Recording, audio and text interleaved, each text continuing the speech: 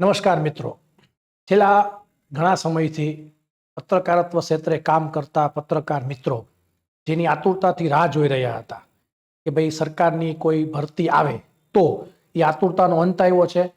માહિતી મદદની સિનિયર સબ એડિટર પત્રકારત્વ જગતમાં જે કામ કરતા લોકો છે એટલે સરકારી નોકરી મળી રહે તે ઉદ્દેશ્યથી સરકારે એક ભરતી બહાર પાડી છે.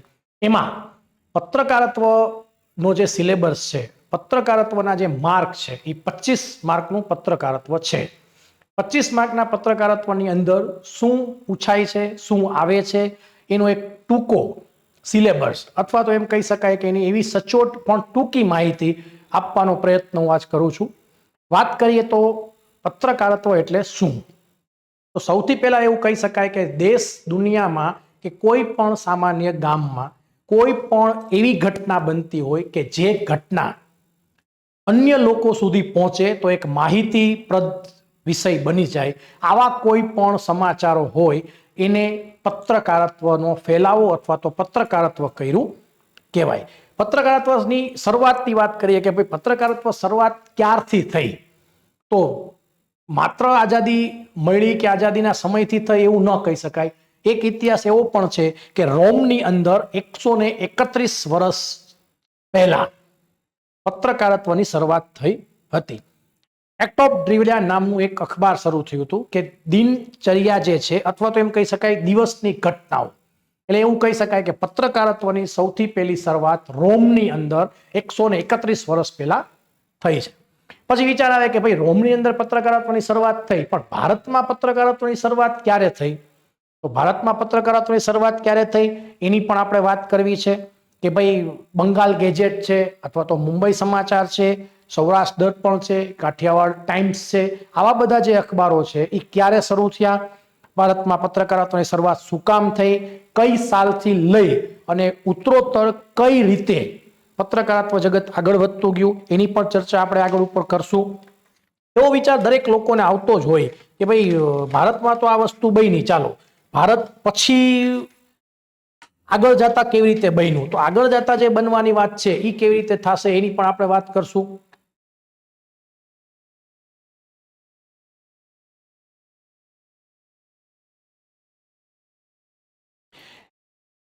ગુજરાતના જાણીતા પત્રકારોનો એક ટોપિક છે કે ગુજરાતના જાણીતા પત્રકારો કોણ, તો આપણને જનરલી એવું લાગે કે ભાઈ પત્રકારત્વ ક્ષેત્રે જે કામ કરતા હોય અથવા તો પત્રકારત્વ તરીકેના વિદ્યાર્થીઓ જે પાસ આઉટ થયા હોય એને એક નામ તો સાંભળ્યું જ હોય, ફરદુનજી મર્ઝબાન.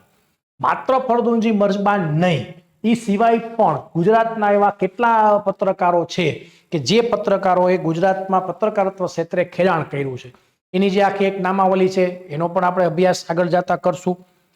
વર્તમાન પત્રકારત્વ છે, વર્તમાન પત્રકારત્વના માધ્યમો કેટલા? અત્યારે મિત્રો કોઈ પણ વ્યક્તિ એવો ન હોય કે જે સોશિયલ સાઇટ સાથે જોડાયેલો ન હોય. અત્યારનું પત્રકારત્વ એટલે સોશિયલ સાઇટ અને બધા માધ્યમો. અત્યારે દરેક વ્યક્તિના હાથમાં એક કેમેરો છે એવું કહી શકાય. કોઈ પણ વ્યક્તિ ઘરની બહાર નીકળે ત્યારે કેમેરા વગર નથી નીકળતો એવું કહેવામાં જરા પણ અતિશયોક્તિ છે નહીં. તો વિચાર કરો કે એક મોબાઈલ સામાન્ય તમારી પાસે આવી જાય તો પણ તમે પત્રકારત્વ ક્ષેત્રે કંઈક અવનવું પ્રદાન કરી શકો છો. કોઈ પણ ક્ષેત્ર હોય જ્યારે એકથી વધુ વ્યક્તિઓ એમાં કામ કરતા હોય ત્યારે સ્વાભાવિક છે કે કોઈ પણ ક્ષેત્ર, કોઈ પણ સંસ્થાની અંદર એક ચોક્કસ પ્રકારના ધારાધોરણ અને આચારસંહિતા હોય. આવી જ આચારસંહિતા પત્રકારો માટે પણ બનાવેલી છે. પત્રકારો માટેના મુખ્ય ધોરણો અને આચારસંહિતા જે છે કે એક કોઈ પત્રકાર છે એ પત્રકારે શું ધ્યાનમાં લેવું, કોઈ એક પત્રકાર છે એ પત્રકાર કેવો હોવો જોઈએ એ વાત નથી, પણ એની કામગીરી કેવા પ્રકારની હોવી જોઈએ, કામગીરી સબબ એને શું ધ્યાન રાખવું જોઈએ એની વિગતવાર આપણે આગળ ચર્ચા કરશું. પત્રકાર કેવો હોવો જોઈએ, પત્રકારની કામગીરી બરાબર છે, પછી એવો વિચાર આવે કે ભાઈ દરેક વ્યક્તિ છે તો એને દરેક વ્યક્તિને પોતપોતાની રીતે અલગ અલગ ક્ષેત્રમાં એ નિષ્ણાત હોય. ઘણી વખત એવું થતું હોય કે કોઈ વ્યક્તિ એમ કહેતો હોય કે ભાઈ મને રમત જગત મને લોકપ્રિય છે, મને વધુ રમત જગત ગમે છે, કોઈ એમ કે ભાઈ મને સાયન્સ ફિલ્ડ ગમે છે, કોઈ વ્યક્તિ એવું કહેતો હોય કે ભાઈ મને રાજકારણમાં વધારે રસ છે. તો આ જે તમારી રસ રુચિનો વિષય છે અથવા તો તમને જેમાં વધારે નોલેજ છે એ રીતે પણ તમે પત્રકારત્વ ક્ષેત્રે કામ કરી શકો.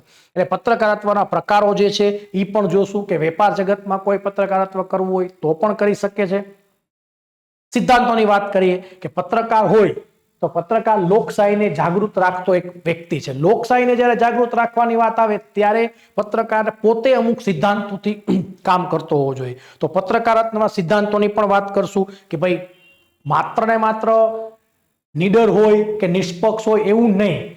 પત્રકારમાં પોતાની રીતે માનવતા પણ હોવી જોઈએ. બીજું કે જવાબદારી સાથે કામ કરવાની એની આવડત હોવી જોઈએ.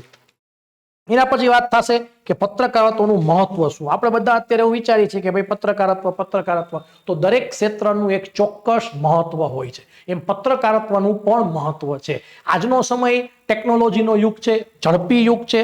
આ સમયે દેશ દુનિયા બનતી નાનામાં નાની કોઈ પણ બાબત હોય તો એ ઝડપથી લોકોના ઘર સુધી કે ડ્રોઈંગ રૂમ સુધી પહોંચી જતી હોય છે. તો એવા સમયે પત્રકારત્વનું મહત્વ એવું કહી શકાય કે પત્રકારત્વ છે એ એક પાણીનો પ્રવાહ છે, વોટર ફ્લો છે. તો આ પાણીનો પ્રવાહ કોઈ તળસી વ્યક્તિ છે કે જે પાણી વગર તડફડિયા મારતી હોય એવા વ્યક્તિ સુધી પહોંચે તો જીવતદાન પણ મળી શકે છે. આ જ પાણીનો ફ્લો સુનામી પણ લાવી શકે છે. એ તમે વિચારો મિત્રો કે પત્રકારત્વ જગત અથવા તો પત્રકાર જે છે એ પત્રકારની તાકાત કેટલી છે. એના પછી એવું કહી શકાય કે વિશેષતાઓ પણ છે. જો એની તાકાત છે, જેની આવડત છે, એમાં હંમેશા વિશેષતાઓ રહેલી હોય. તો પત્રકારત્વમાં શું વિશેષતાઓ છે એની પણ આગળ ઉપર ચર્ચા કરશું. હાલના સંજોગો જોઈએ આપણે તો અત્યારે AI જે આવ્યું છે એ છે, બીજા અમુક પ્રશ્નો છે, એમાં ભારતના પત્રકારો સાથેના પ્રશ્નો પણ ઊભા થયા છે કે ભારતના પત્રકારત્વ ક્ષેત્રમાં અત્યારે શું પ્રશ્નો છે તેની પણ આપણે ચર્ચા કરશું. આની સાથોસાથ ભારતમાં કાયદાઓ શું છે, એજન્સીઓ શું છે, કેવા પ્રકારના કામથી કામ કરે છે, આની પણ વાત કરશું. મિત્રો અત્યારે બધા જ લોકોના ઘરે ચેનલ હોય તેમ છતાં પણ દૂરદર્શન જોયા વગર કોઈ જ વ્યક્તિ મોટી થઈ ગઈ ન હોય એવું કહેવામાં જરા પણ અતિશયોક્તિ નથી. તો દૂરદર્શનનો ઇતિહાસ શું છે, ક્યારે દૂરદર્શન આવ્યું, સૌથી પહેલા દૂરદર્શનની ચેનલ ક્યારે શરૂ થઈ, દૂરદર્શનમાં ઉત્તરોત્તર કેવી રીતે પ્રગતિ થઈ, એની ટૂંકી એક આપણે વિગત જોશું. પછી આજે તમે જે FM ને બધું સાંભળો છો, અત્યારે તમે ઘરેથી બહાર નીકળો કે બહારથી ઘરે જાઓ તમારા ઓફિસ વર્કમાંથી કે ક્યાંય પણથી, ત્યારે એક પણ દિવસ એવો ન હોય કે તમારા કાને કોઈ સંગીત સાંભળવા ન મળે. એટલા બધા FM ને બધા ચેનલો થઈ ગઈ છે કે કન્ટિન્યુ 24 કલાક તમને મનોરંજન મળતું રહે છે. આ મનોરંજનનો મેઇન જે પાયો છે આમ તો આકાશવાણી. તો આકાશવાણી અને દૂરદર્શન જે છે એ પ્રસાર ભારતી શું છે એની પણ ટૂંકી ચર્ચા કરશું. મિત્રો અત્યારે તમારે કાંઈ પણ વસ્તુ લેવી હોય, કોઈ પણ વસ્તુ તમારે લેવી હોય તો તમે જાહેરાત ઉપર વધુ આધાર રાખો. અત્યારે લોકો ઓનલાઈન ખરીદી કરે છે, એજ્યુકેશન ઓનલાઈન થઈ ગયું છે. એમાં પણ વ્યક્તિઓ કાંઈ પણ કરતા પહેલા જાહેરાત ઉપર પ્રાધાન્ય આપે છે. જાહેરાત જોવે છે કે ભાઈ કેવી જાહેરાત છે, અથવા તો એવું પણ વિચારે કે ભાઈ મારે જે વસ્તુ લેવી છે એ જાહેરાત એ કેવી પ્રકારની છે, મારી રિક્વાયરમેન્ટ શું છે, પ્રોડક્ટ શું છે. તો અત્યારે જાહેરાતનું બજાર છે. એવું કહેવાય છે કે ગ્રાહક છે એ રાજા છે, બજારનો રાજા ગ્રાહકને કીધો છે. એવા સમયે માધ્યમો જે છે એ માધ્યમોની અંદર જાહેરાતો કેવી રીતે છે, અથવા તો એમ કહી શકાય કે જાહેરાતના માધ્યમો. મિત્રો એક વસ્તુ તમે યાદ રાખો કે સામાન્ય વર્તમાન પત્ર અને ટેલિવિઝનોમાં કે ઇલેક્ટ્રોનિક મીડિયામાં જે જાહેરાત આવે છે એવી નહીં. તમારા ઘરે કોઈ ફૂડ ડિલિવરી કરવા આવે છે ત્યાંથી લઈ અને તમે કોઈ પ્રોડક્ટ ખરીદો છો, અથવા તો તમારા ઘરે સવારમાં વર્તમાન પત્રમાં વચ્ચેથી નીકળતી નાની એવી પત્રિકા, અહીંયા સુધીની જે મંજલ છે અથવા તો અહીંયા સુધીની જે સફર છે એ જાહેરાતના અલગ અલગ માધ્યમોની વાત આપણે કરશું. અત્યારે કોઈ પણ વ્યક્તિ એવો ન હોય કે જે એકલો રહી શકતો હોય. અત્યારે વધુમાં વધુ લોકો સંબંધોથી ઘેરાયેલા જોવા મળે છે. અખબાર જગતની અંદર પણ એક કોઈ પત્રકાર હોય, જો પત્રકાર સોશિયલ હશે તો એને માહિતીના સ્ત્રોત અથવા તો માહિતી ભેગી કરવામાં ખૂબ જ સરળ પડશે. અહીંયા આપણે વાત કરશું કે ભાઈ જનસંબંધોના માધ્યમો શું. કોઈ પણ વ્યક્તિ PRO પબ્લિક રિલેશન ઓફિસર તરીકેની પણ નિમણૂકો થતી હોય છે, તો જનસંબંધોમાં શું આવશે એની પણ વાત કરશું. આ જે આખી વિગત છે એ બધી જ વિગતો વિગતવાર આપણે આગળ જતા જોશું. એના પછી આગળ એવું કે ભાઈ જનસંબંધો શું કામ જરૂરી છે. હવે વિચાર કરો કે અત્યારે માણસ એકલો રહી શકતો નથી. વર્ષો પહેલા તમે લોકો ભણ્યા કે ભાઈ માણસ છે એ સામાજિક પ્રાણી છે, એકલો જીવી શકતો નથી, એકલો રહી શકતો નથી. અત્યારે તો એવું ન કહી શકાય કે અત્યારે એકલો માણસ હોતો જ નથી. છેલ્લે કાંઈ નહીં તો મોબાઈલ તો એની પાસે હોય જ છે. મોબાઈલ એક છે એટલે આખા દુનિયા સાથે જોડાયેલો રહી શકે છે. પણ વ્યક્તિગત રીતે અથવા તો જ્યારે પત્રકારત્વ ક્ષેત્ર આવે છે ત્યારે પત્રકારત્વ ક્ષેત્રની અંદર જનસંબંધોનું મહત્વ શું છે શું નહીં એની પણ આપણે ચર્ચા કરશું. એ પછી સિલેબસની અંદર જે અતિ મહત્વનું મિત્રો આવ્યું છે એમાં એવું કીધું છે કે ભાઈ મીડિયા લો, કોઈ પણ ક્ષેત્ર હોય એ કોઈ પણ ક્ષેત્રની અંદર કાયદાની જરૂરિયાત શું કામ ઊભી થાય મિત્રો? એક વિચારો કે કાયદો શું કામ જોઈ? તો કોઈ પણ ક્ષેત્ર હોય એમાં જો નિયમો, આચારસંહિતા, ધારાધોરણો કે કોઈ પણ પ્રકારની એક કોઈ બેઝિક પ્લેટફોર્મ અથવા તો કોઈ બેઝિક ફાઉન્ડેશન ન હોય ત્યાં સુધી વસ્તુ સરખી રીતે કામ કરતી નથી. મીડિયા લો, મીડિયા લોની જરૂરિયાત શું કામ પડી? કારણ કે ચોથી જાગીર કીધી છે. લેજિસ્લેટિવ, પાર્લામેન્ટરી અને લો, આ ત્રણ પાયા કીધા છે. એમાં ચોથો પાયા તરીકે જર્નાલિઝમને ગણવામાં આવ્યું છે.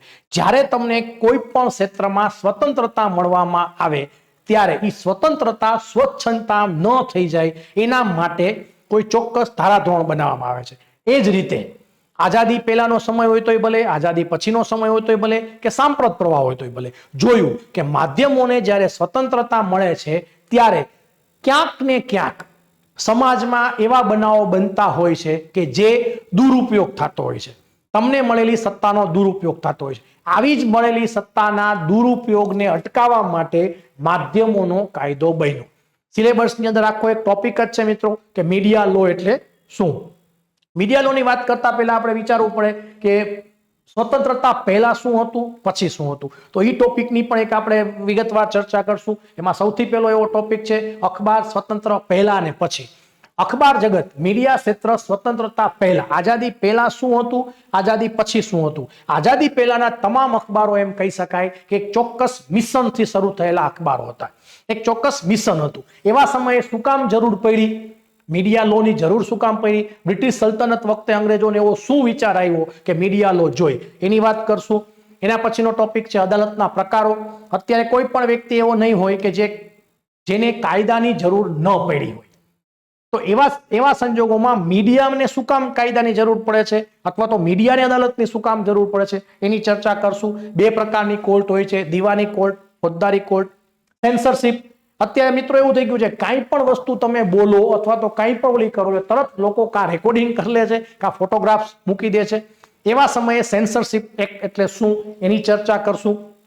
એના પછી કેવું છે કે ભારતમાં વાણી અભિવ્યક્તિ, કોઈ પણ માણસ જન્મજાત બોલવા માટે સ્વતંત્ર. ઇન્ડિયન કોન્સ્ટિટ્યુશનમાં એવું કીધું છે 19 નંબરનો અનુચ્છેદ, 21 નંબરના અનુચ્છેદ, આ બધા અનુચ્છેદની અંદર વાણીની અભિવ્યક્તિ આપી છે.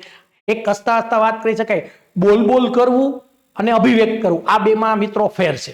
બોલવા માટે વ્યક્તિ ગમે તે બોલી શકે. અભિવ્યક્તિની વાત આવે ત્યારે તમને જે વસ્તુ નથી ગમતી એ વસ્તુને રજૂ કરવા માટેની પણ એક ચોક્કસ સિસ્ટમ હોય. સિસ્ટમ ઇન ધ સેન્સ કે એક પ્રવાહ છે કે ભાઈ કઈ રીતે તમને ન ગમતી વાત અથવા તો સરકાર સાથે તમે જે જોડાયેલા છો એમાં તમને કઈ વાત નથી ગમતી તો તમે શું કરો, એ વાણી અભિવ્યક્તિની વાત કરશું. વર્નાક્યુલર પ્રેસ એક્ટ છે 1857 છે. વર્નાક્યુલર પ્રેસ એક્ટ એટલે કે જે સંબંધોની વાત છે, બ્રિટિશ સરકાર, અલગ અલગ પ્રાંતના અખબારો હતા, અલગ અલગ પ્રાંતના અખબારો, અલગ અલગ ભાષાના અખબારો હતા. ઈ કાયદો શું કે ઈ મીડિયા લોમાં શું છે એની વાત કરશું. ઇન્ડિયન પ્રેસ એક્ટ 1931 એની વાત કરશું. મિત્રો ઇન્ડિયન કોન્સ્ટિટ્યુશન પણ આમાં છે.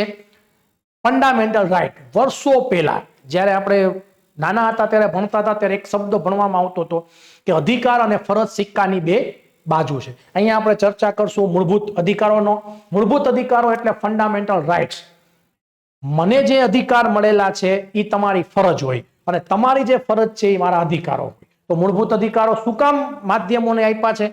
તો કે મીડિયાની અંદર કામ કરતા પત્રકારને મૂળભૂત અધિકારની ખબર હોવી જોઈએ, જેથી કરીને તે લોકશાહીને જાગૃત રાખવા માટે મહત્વનો ભાગ ભજવી શકે. એના પછી છે અદાલતનો તિરસ્કાર એક્ટ 1971. અદાલતનો તિરસ્કાર શું કામ? કોઈ પણ માધ્યમમાં કામ કરતી વ્યક્તિ જ્યારે ક્રાઇમ રિપોર્ટિંગ કરતી હોય, એ ક્રાઇમ રિપોર્ટિંગ કરતા સમયે એને શું તકેદારી રાખવી જોઈએ અથવા તો એને શું ધ્યાનમાં રાખવું જોઈએ કે અદાલતનો તિરસ્કાર ન થાય. કારણ કે કોઈ પણ વ્યક્તિ હોય, સામાન્ય માણસ હોય તોય ભલે અને ટોપ સરકારના પોસ્ટ ઉપર બેઠેલી વ્યક્તિ હોય તોય ભલે, કાયદો બધા માટે સમાન છે. એટલે અદાલતનો તિરસ્કાર કેવી રીતે થાય, માધ્યમો દ્વારા કેવી રીતે થાય છે, સજાની જોગવાઈ શું છે એની પણ આપણે ચર્ચા કરશું. પછી કીધું કે ભાઈ બદનક્ષીનો કાયદો, માનહાનિ. આજનો સમય એવો છે ગમે ત્યારે તમે કંઈ પણ વાત કરવામાં જો જરાક ધ્યાન ન રાખો તો સ્લીપ ઓફ પેન ને સ્લીપ ઓફ ટંગ થઈ જાય. કોઈ પણ વ્યક્તિની ગમે ત્યારે બદનક્ષી થઈ જાય છે, માનહાનિ થઈ જાય છે. તો પત્રકાર દ્વારા કોઈ પણ માધ્યમ, ઇલેક્ટ્રોનિક માધ્યમ હોય કે પ્રિન્ટ માધ્યમ હોય, કોઈ પણ પત્રકાર દ્વારા કેવી રીતે એ માધ્યમમાં બદનક્ષી કોઈ વ્યક્તિ થાય એની ચર્ચા કરશું. હા, સાથે સાથે શું તકેદારી રાખવાથી બદનક્ષી નથી થતી એની પણ વાત જોશું.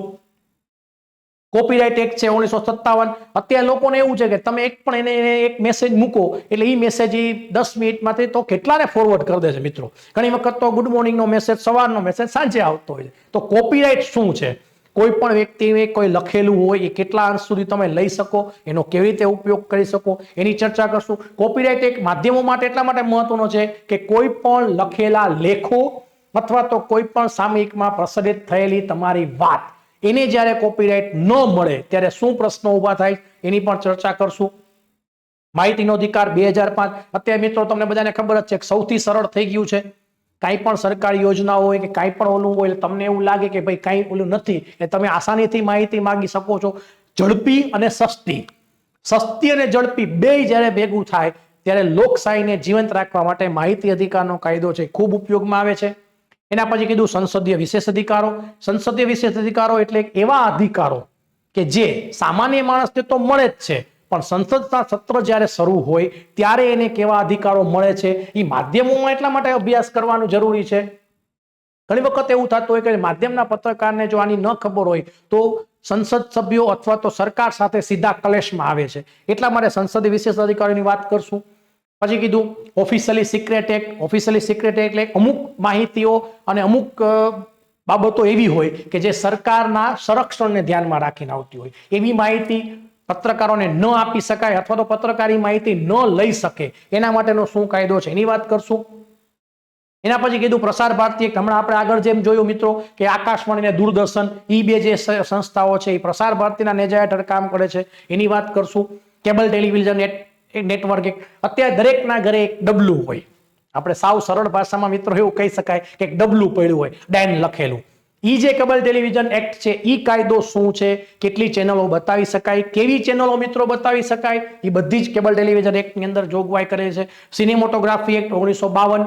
જે સિનેમોટોગ્રાફી એક્ટ છે, ફિલ્મો બને છે અથવા તો કોઈ પ્રકારની જાહેરાતો બને છે, એ જાહેરાતોની અંદર કેવી રીતે પ્રસારિત કરી શકાય, કેવી રીતે ન કરી શકાય એની વાત કરશું. માધ્યમોની આચારસંહિતા. માધ્યમોની આચારસંહિતા એટલા માટે જરૂરી છે કે જ્યારે તમને સત્તા મળેલી હોય ત્યારે તમને કંટ્રોલિંગ પાવર જો ન હોય તો તમે ઘણી વખત એવું કોઈ કૃત્ય કરો અથવા તો એવા કોઈ કામ તમારા દ્વારા જાણતા કે અજાણતા થઈ જાય કે જે તમારા વ્યવસાયમાં તમે છો એ વ્યવસાયને નુકસાન પહોંચાડતા હોય. એના માટેની આચારસંહિતા છે મિત્રો.